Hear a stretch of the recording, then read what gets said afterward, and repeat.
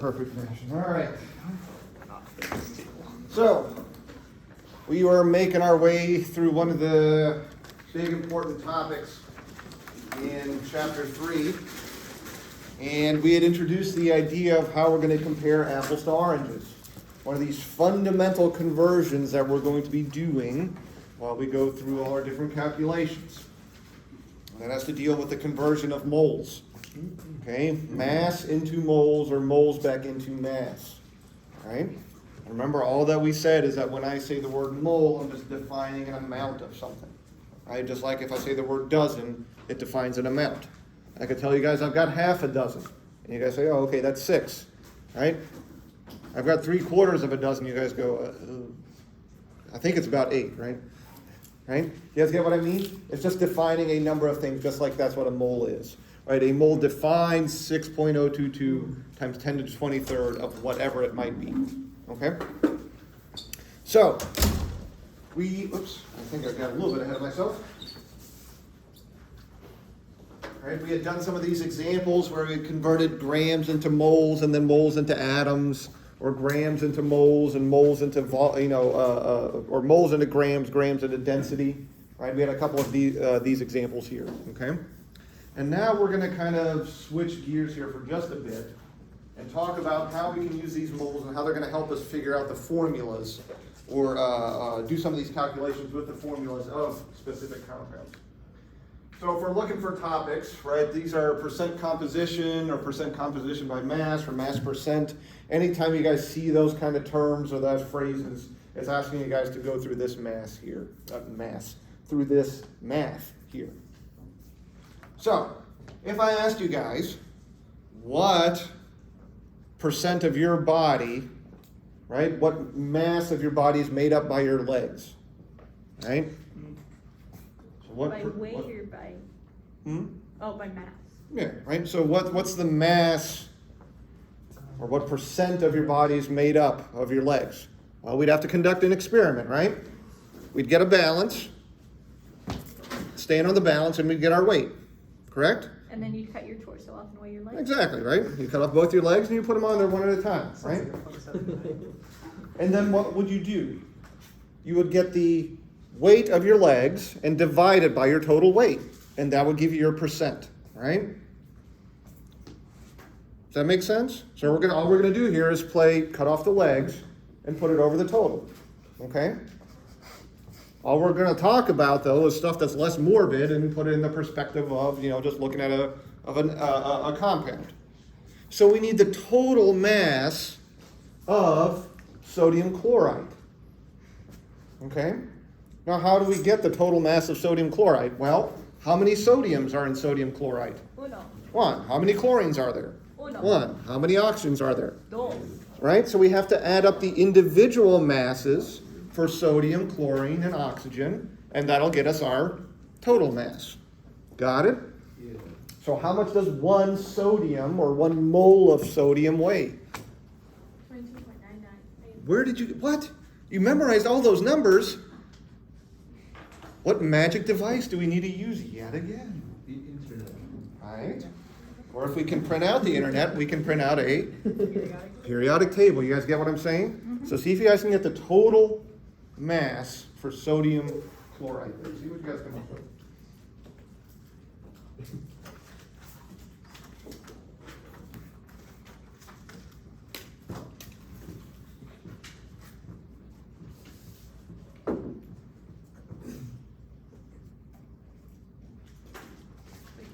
Hold on, okay, so you said in moles, right? Sure, that's fine. So Well, sort of. I'm talking about basically we're thinking about in molar weight, right? In mass weight. So that's going to just be this number? Yeah. Okay. In AMU, if you want to think about it like that too. Because at the end of the day, where we're going to get to, but we're just going to do this in percent, so it doesn't matter what the units are, right? Because units will cancel out.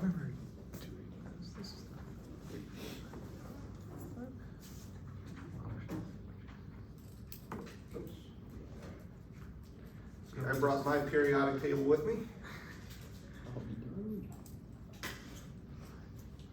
22.99, good.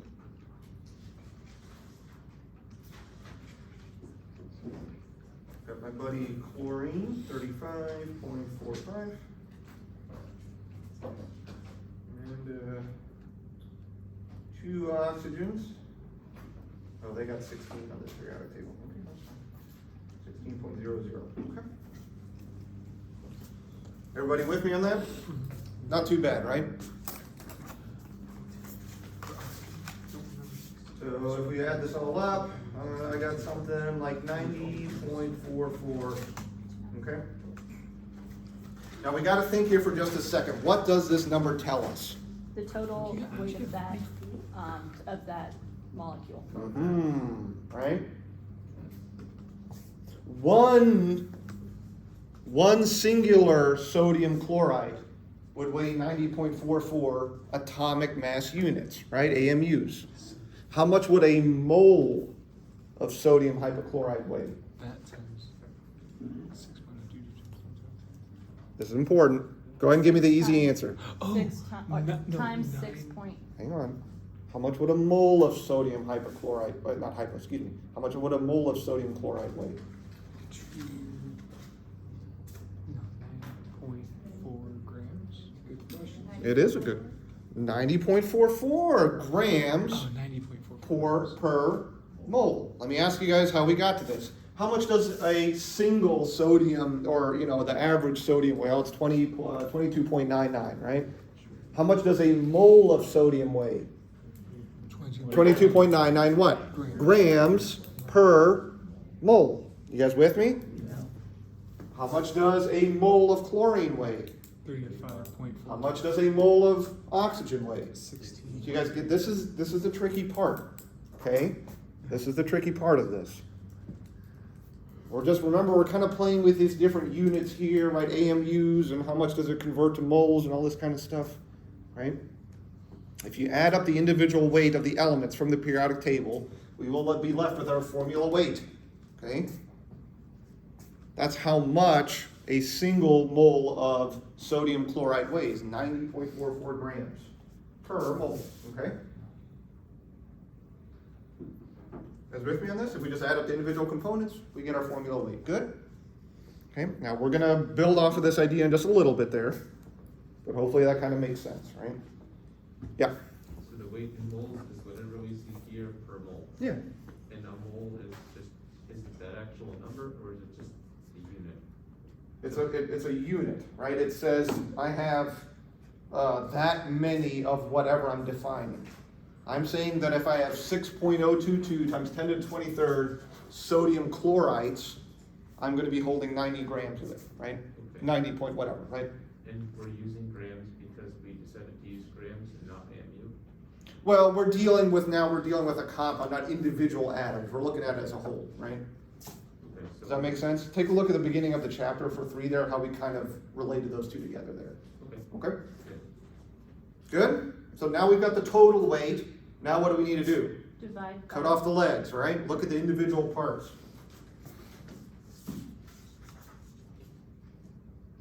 So if I'm asking you guys, right, the mass percent of each element, right? So we'll just break it down by element, right? Whoops, I always do this. Wrong size. Wrong decimal. 22.99 over 90.44. What's this going to tell me? This is my what? How much my sodium weighs Out of the over the total. So this is going to give me my percent of my total. That is my sodium. Got it? That's not too bad, right? It's like 25%. Yeah, I think I got 25.4 if I did my math reasonably. Yeah. I do have a quick question about Sure. how that's 1 mole of the 90.44. Mhm. Isn't a mole enough? It's describing a number of atoms, It's describing a number of things. number of things. Mm. What are the? I'm defining a mole as a sodium chloride molecule. Okay, so Now, so hang on to that thought, because I know exactly where you're going with it, and I promise I will unravel Okay. the mysteries of the universe to you. But that is the question, right?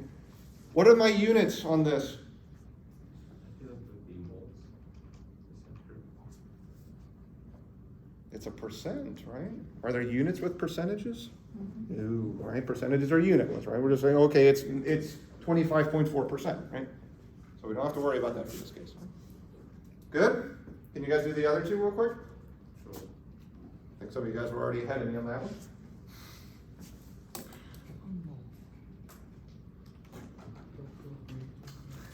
Again. By the end of this semester, I'll get it right.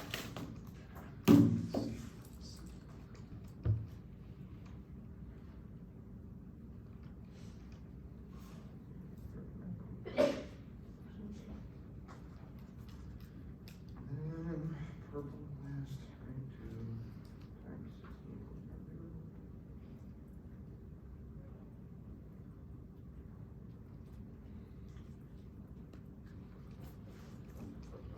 16. Good?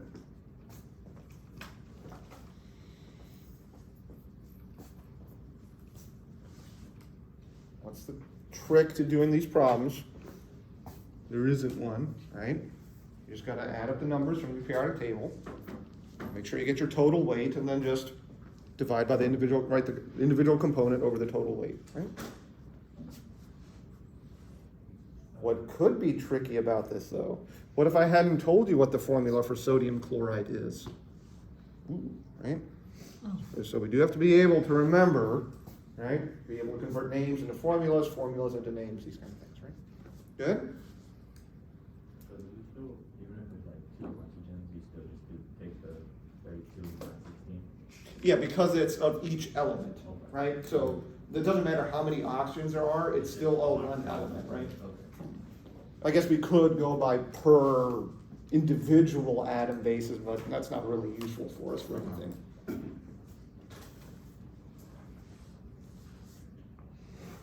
Questions about this then? Easy peasy, right?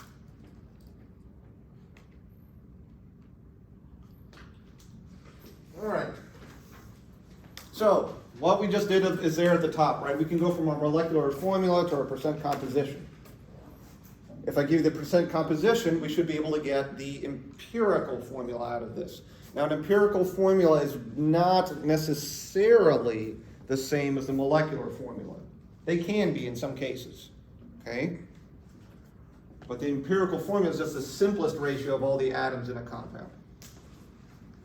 Sometimes the simplest ratio happens to be the molecular ratio also, right? I'll give you guys an examples here in just a minute. I'm just setting up 2 different problems for you guys. Well, I'm setting up many problems for you guys. I mean, 2 different types of questions, right? One is molecular formula to percent composition, and the other is your empirical formula type questions.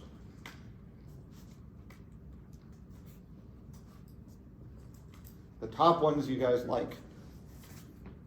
Bottom ones, not so much. A little bit trickier.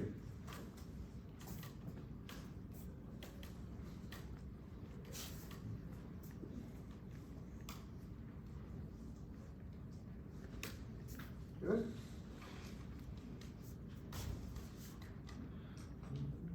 So, real quick before we get into the examples here, remember the empirical formula is just the simplest ratio. So, see if you guys can figure out what the simplest ratio of these is. Now, they should always be in whole numbers, right? That's the only kind of thing to pay attention to. You can't have half an atom existing in something.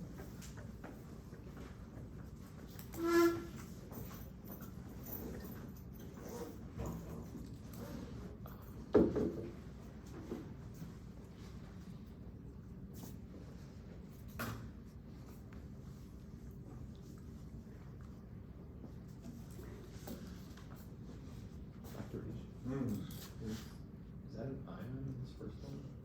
Nope. Why does it not have a charge? Because it doesn't. What's peroxide is one of our polyatomics, right? That's right. It's a -2, okay. Mm-hmm.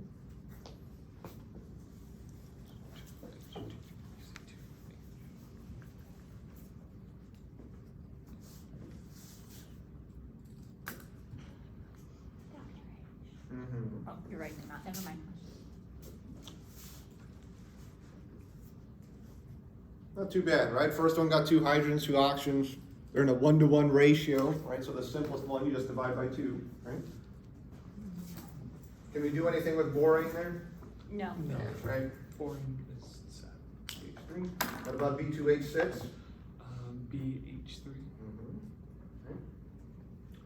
So the question is, why do we care about this? Here's a good place to pause. And B2H6 and BH3 share the same empirical formula, but they are 2 distinct molecules, right? They will behave differently, they will react differently, and you'll learn about this in organic chemistry, right? But we can favor one over the other in equilibrium, right? So we do need to pay attention to the molecular formula and not just go by the empirical formula all the time here. Octene, what do we have here? So CH2, right? And butane, CH2 also, right?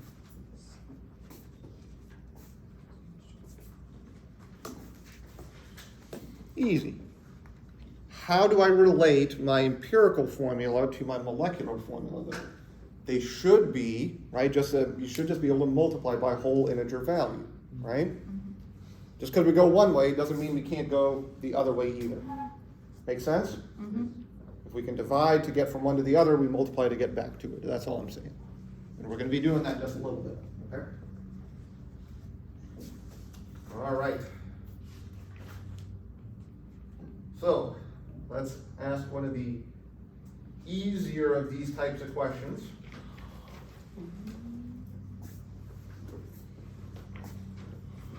Give you guys a second if you don't have it copied down or whatever you need to do.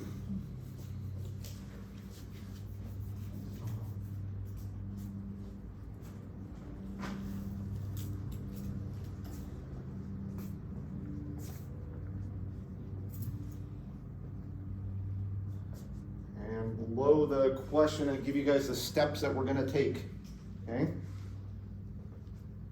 Dr. H's patented steps to success, aka the no tears on exam method. Okay?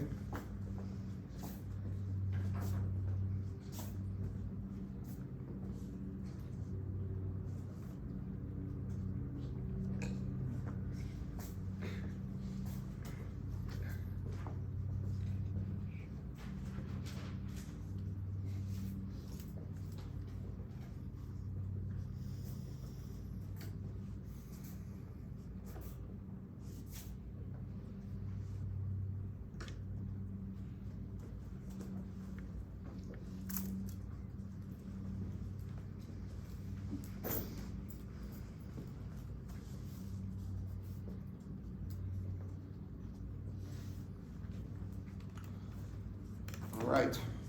So, why do I have you guys assume 100 grams of a sample? What's really the reason why? To make it less complicated. Yeah, to make the math easy, right? Could you pick any number there? Mm-hmm. Yeah, but why would you want to pick 33 grams when you can do 100 and then you don't have to plug the stuff into your calculator? Got it?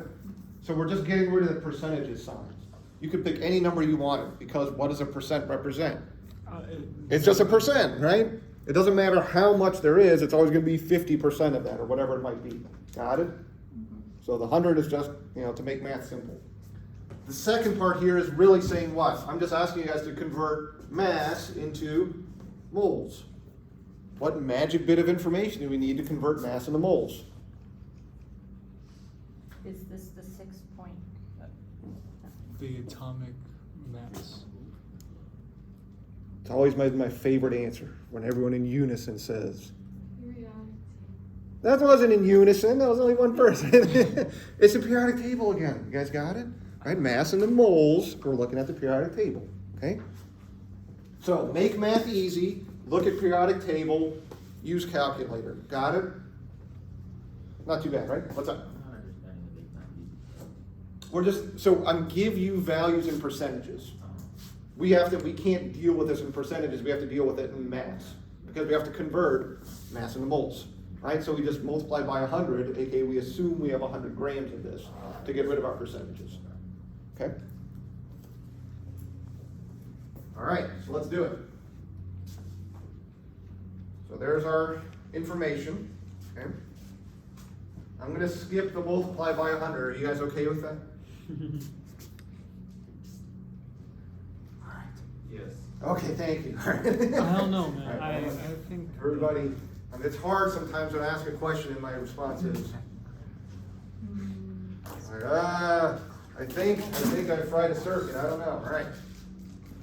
So I'm gonna assume I have 26.6 grams of my good old buddy K. K being Potassium. potassium, right? So that was step number 1 on Dr. H's no tears, right? Get rid of our percentages, deal with things in mass. What do we have to do next? What's step 2? Mass into? Moles. Go ahead, everyone once again, please. Moles. 4 of you guys, thank you. We got a 300% increase from last time, all right?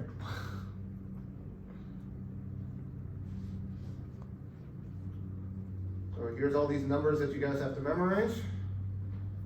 Oh no. Of course. If I did my math correctly, moles of potassium. Good? Hold on, what? He's dividing it by the atomic Oh, mass. okay, yeah. Let me pause here for just a second. One of the things to always remember is to make sure you have the proper units with the numbers that you're dealing with. An easy mistake to make with these types of problems are the, what we'll call secretarial problems, right? If you're not following your units with you and you forget, is it 0.68 moles of potassium or chromium or oxygen? Which one was it, right? So make sure you're always labeling which element you're dealing with for each step, okay? Otherwise you might get it tripped up and then you get the wrong formula at the end of it, okay? All right, 35.4.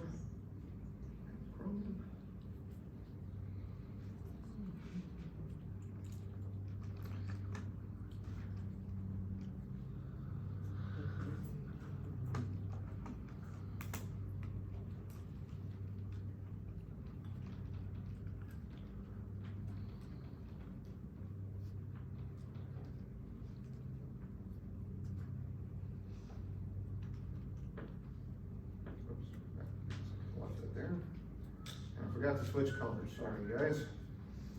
Apologies.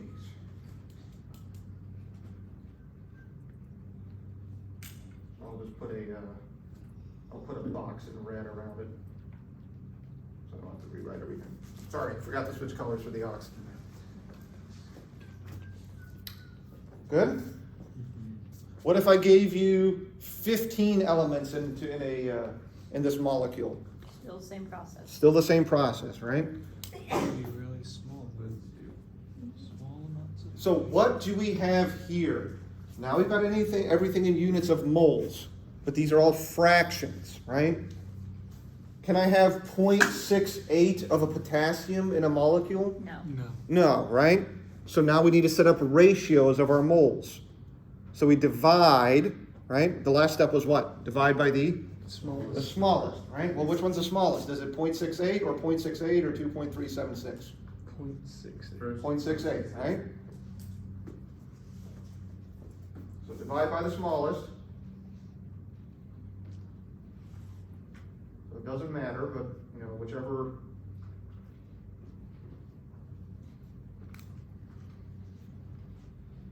Okay. So 1 mole of potassium, 1 mole of chromium, and this is about equal to 3.5, right?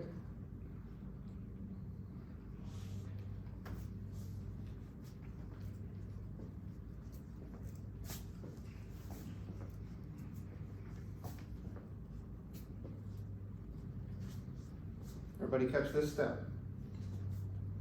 Right? Divide by the smallest. What do we get out of it? We still have a problem though, don't we? You can't have 3.5. Half an oxygen. How can we get rid of 3.5? We have to make it a whole number, so we just round it up to 4, right? Close enough. No, we say there's 2 oxygen at least. That's right. It always we have to deal with whole integer values of this. Okay?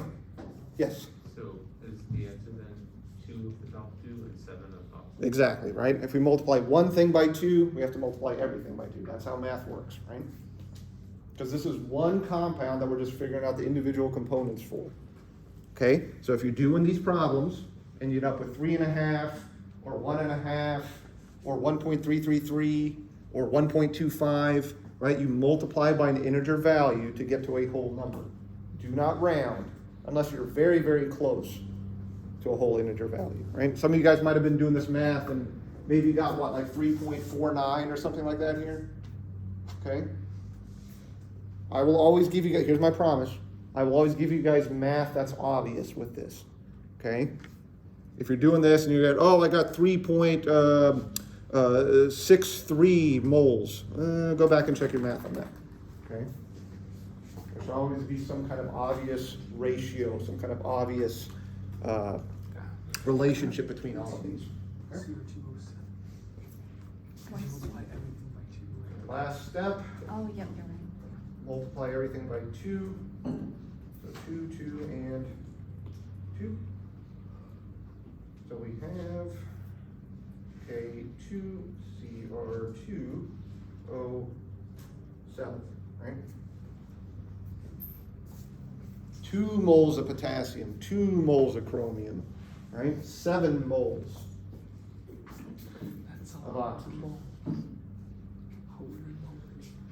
Which gives us the compound K2CR2O7, which is named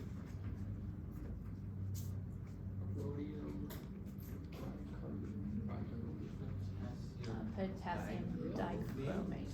potassium dichromate, right? Cr2O7, 2 minus is one of our polyatomic ions, right? How do you guys know that the Cr2O7 has to have a 2 minus charge? Because we memorize that, crud. That's, well, that's the good way to do it. Let's say we're on the exam and we forgot. Because there's two potassium and each potassium has a positive 1 charge. You guys catch that? Okay, so if we're on the exam and we forget, right, everything has to have a balanced charge. Right, potassium always has to have a +1 charge, so whatever it's bound to has to have a 2 minus. Yes, ma'am? Wait, I'm really confused on the part where, like, how come we can't round up and you have to round all the way down to 2? I don't round down to 2 and I multiply everything by 2. Why? To get rid of a 3.5, right? What's the easiest way to get to a whole integer if I have 3.5? Multiply by 2, right? If I have 3 halves and 3 halves, I put them together, I get 7. Gotcha? Right? Anytime you have a half, the quickest way to a whole is to double it. If you have a quarter, then you have to quadruple it to get a whole. If you have a third, you gotta triple it. Okay. So, you guys got the 3 steps, right? What do you guys need to do next? Try one on your own, right? Man. These are tricky. But you always go back to those 3 steps. We assume 100 grams. We convert mass into moles. And we divide by the smallest. Okay?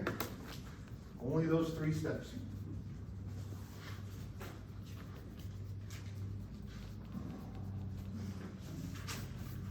So now let's take a quick pause before we get to the really, really difficult stuff.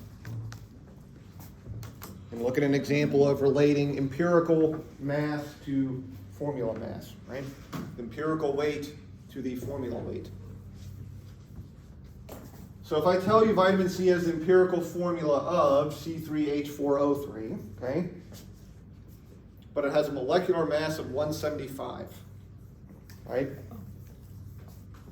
I'm saying, well, how can we figure out the molecular formula of vitamin C then?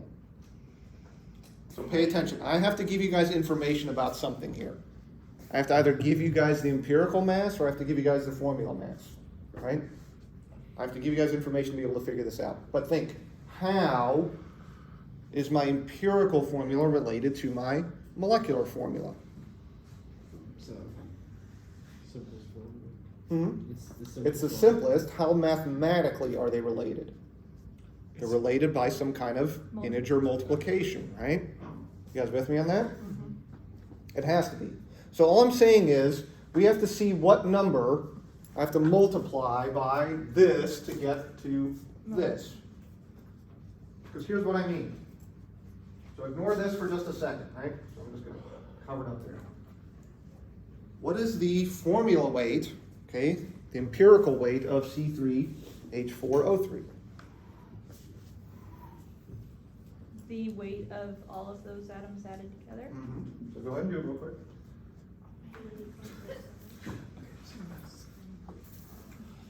3 times my carbons, right?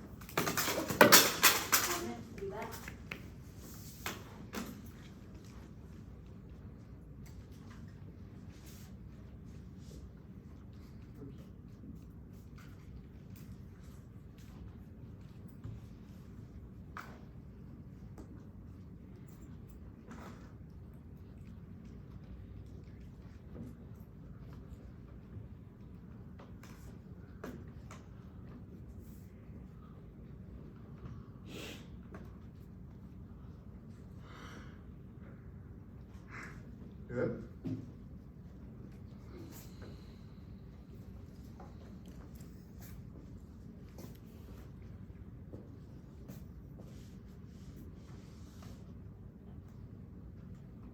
So how could I figure out the relationship between the empirical formula and what the molecular formula actually is?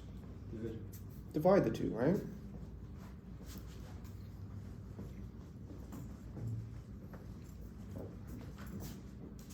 I know my molecular mass has to weigh about 175. And my empirical has to weigh about 88. What do you do? What's the number that you guys get when you divide those two? 1.99 something? Can you round if you're at 1.99? No. Yes. Right there you can. Right, that's just a little rounding error whenever we're plugging stuff in. Okay. I'm not sure if it really matters, but that 1.008 hydrogen, Mm-hmm. where did the 8 come from? What does it show on your periodic table? 1.01. Okay, so I just went to 1 extra decimal place on mine is what it was. You can plug in the 1.01. That's where you guys are. Yeah.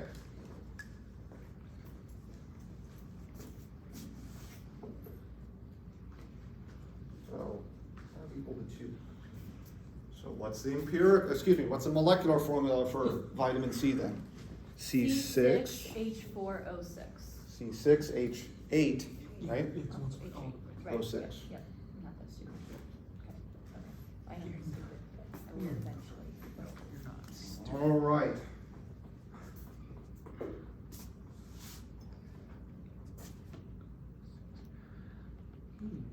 It's about to get worse. Oh, crap. What is that thing called? What's what thing called? I'm asking you guys to relate so just like on the previous slide, Excuse me, I just mean the compound. What's the name of that compound? vitamin C.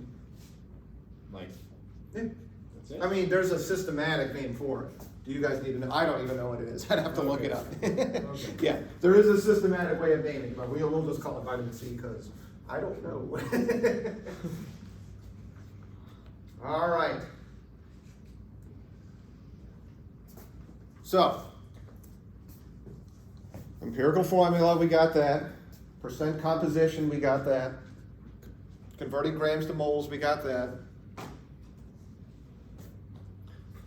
So there's a type of problem, or a question I should say, right? There's a type of question where we ask you guys about combustion analysis.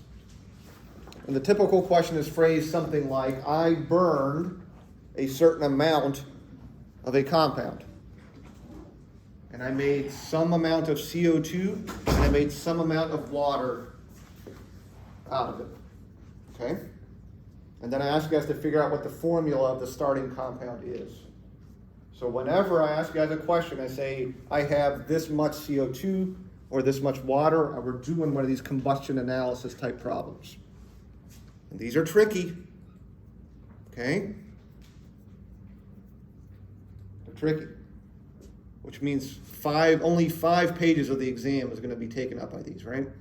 Only? Oh, well, in that case. These are the tricky ones. But I'll show you guys that the steps to success are not that bad either, okay? So anyway, if you see combustion analysis or you see talking about CO2 or H2O, this is the type of problem that we're asking us to work through, okay? Here's the important part. I start and I burn something. Anytime I have carbon in my initial sample, it gets converted into CO2, okay? I'm explaining this to you guys because this is how we're gonna build this idea, okay? Any hydrogen in my initial sample gets turned into water. If I burn nitrogen, right? If I burn phosphorus, if I burn sulfur, it gets converted into their respective elements plus oxygen, right? So here's what I mean. If I burn nitrogen, it gets turned into something like NO2, okay? If I burn sulfur, it gets turned into something like, no, Sulfate? no. So be careful, I'm not giving you guys charges. Oh, right? Sulfur. So tri- nitrogen gets converted into NO2, sulfur gets converted into SO3. Do you guys get what game we're playing here though? What's the game that we're really playing? Carbon gets turned into something with oxygen, right? Hydrogen gets turned into what? Something with oxygen. Nitrogen gets turned into what? Something with oxygen. Sulfur gets turned into that, right? Phosphorus. It doesn't matter, right? We're just looking at what this gets burnt into, okay? Does that make sense? So all we're playing is the matching game. Where do I see another nitrogen? Oh, there it is. Where do I see the carbon? Oh, there it is. Okay? So, how do you determine the role of oxygen in the original compound? Yeah, good question. We'll go over that. All right. So, typical example. I burned some vitamin C again. And I define to you guys, well, let me pause. I'll let you guys write this down, and then I'll start breaking it down.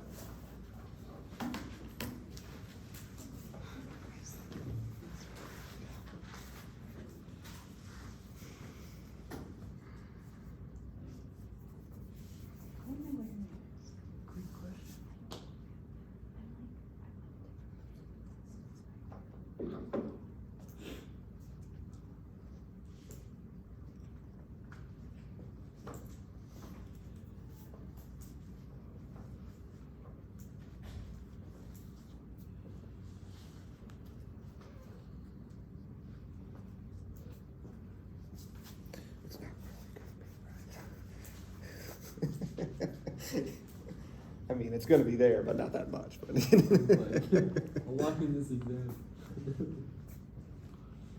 you guys would come with pitchforks and torches.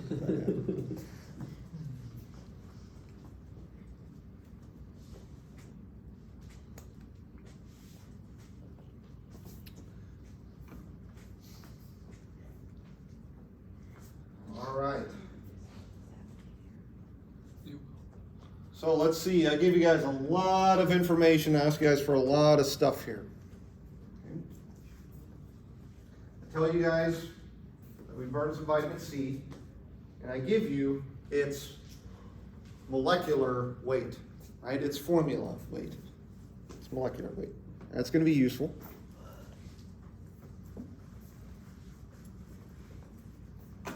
Here's a super important bit of information.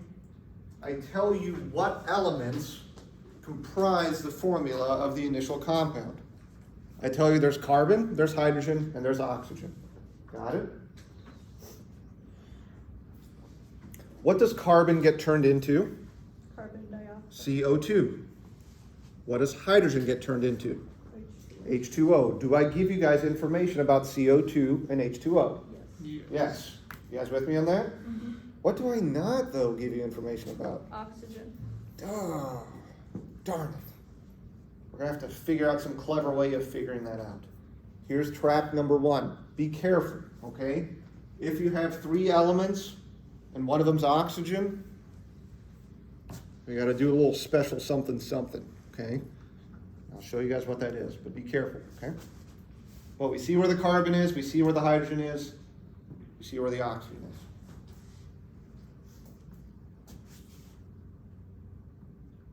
I give you guys information about how much I burn to begin with. This is my total sample, right? I load 1 gram into my furnace and then I burn it. So how are you ending up with 2 grams, or close to 2 grams? Ah, good question. So hang on to that for just a second.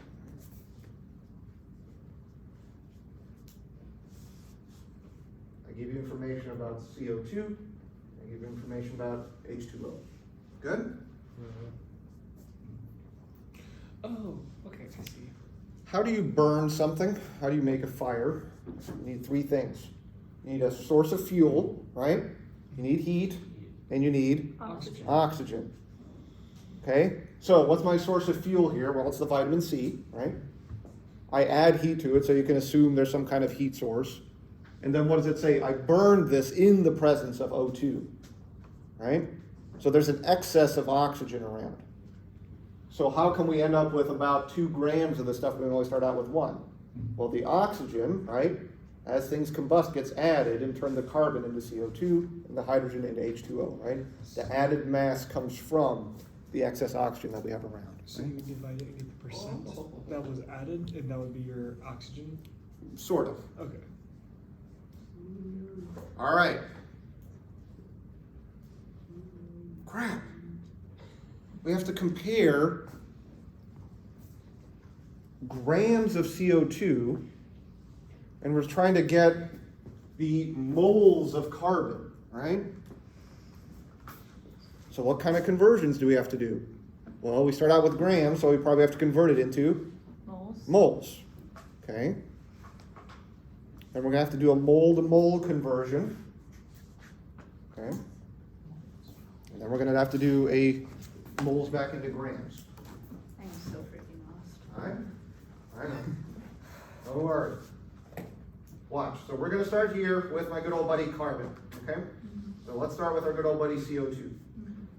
1.502 grams of CO2. Grams don't mean much to us. We need to convert grams into moles.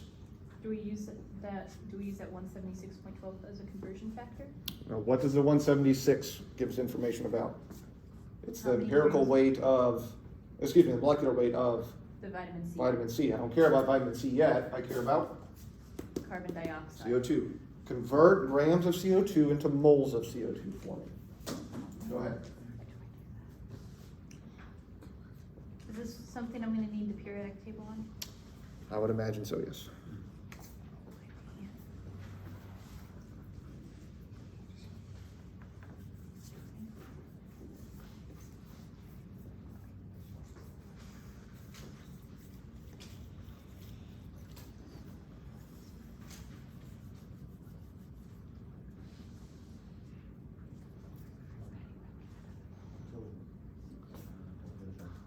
Yep.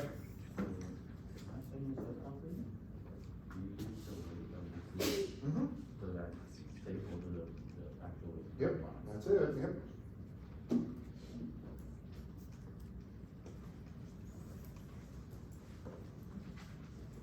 How do I get the formula weight for CO2? What do I need to do? 1 carbon plus 2 oxygens, right? So 12.01 plus 2 times 16, right? You guys with me on that? So it's about equal to 44-ish, yes? Yep.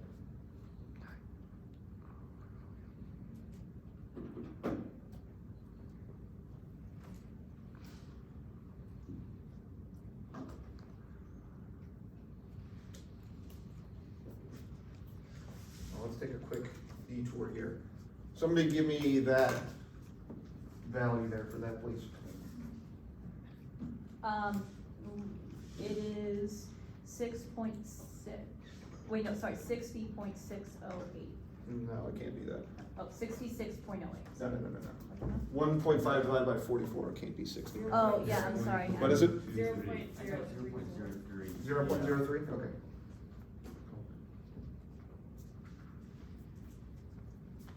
Okay. Good. Are we at anything useful yet? Oh, we need information about how many moles of carbon we started out with. Okay, so watch. So imagine I'm holding a car in my hand. It could be like a little micro machine car to make it believable, right?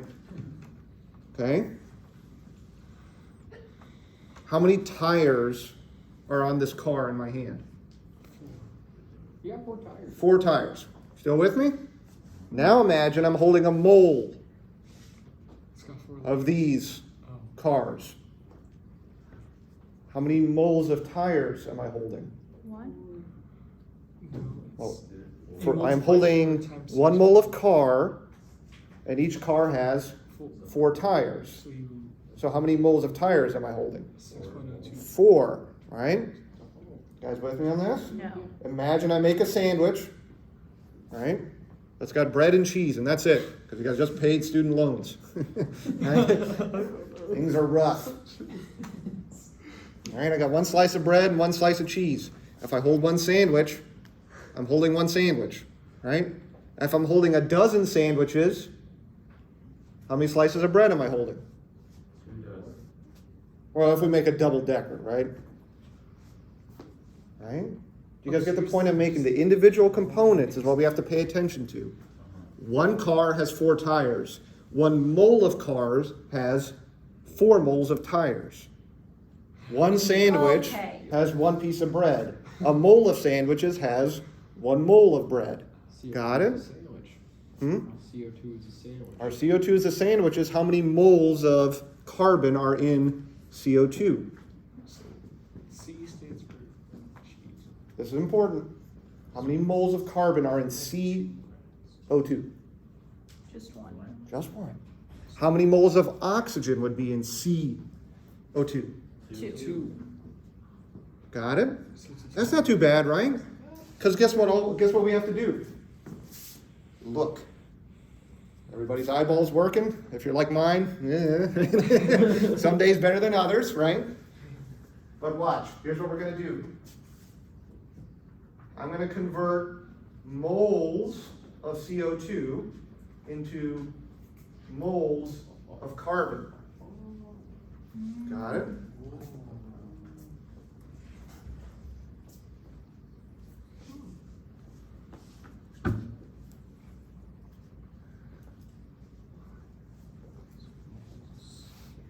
And I can do this math in my head. So about, what, 0.03, huh? Is that what it is? Mhm.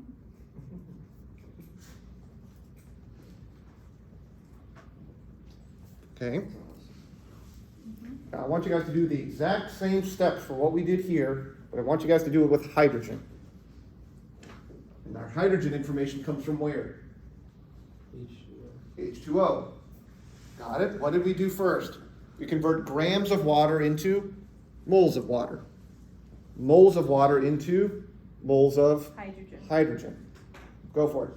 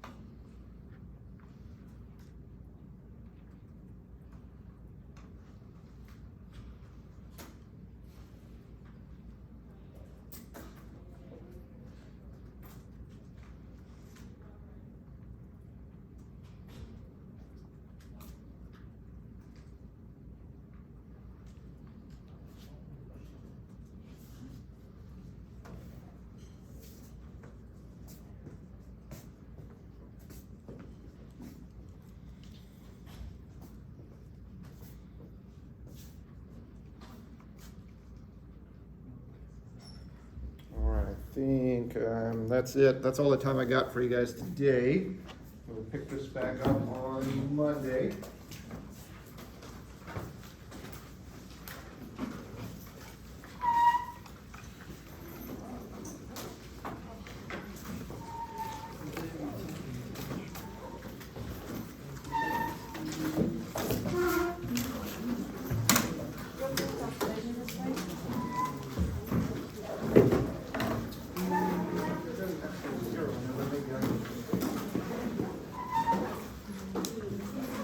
Let me double check. Yeah, you got it set up. Right? Maybe I'll double check that one. Whatever, I'm more worried about like the technical. No, you got it set No, up. no, Yeah, yeah, that's yeah. great. How long do you want your thing recorded? Oh, yeah, I need to turn that off. I forgot about that. Thank you so very much, Dr. Yeah.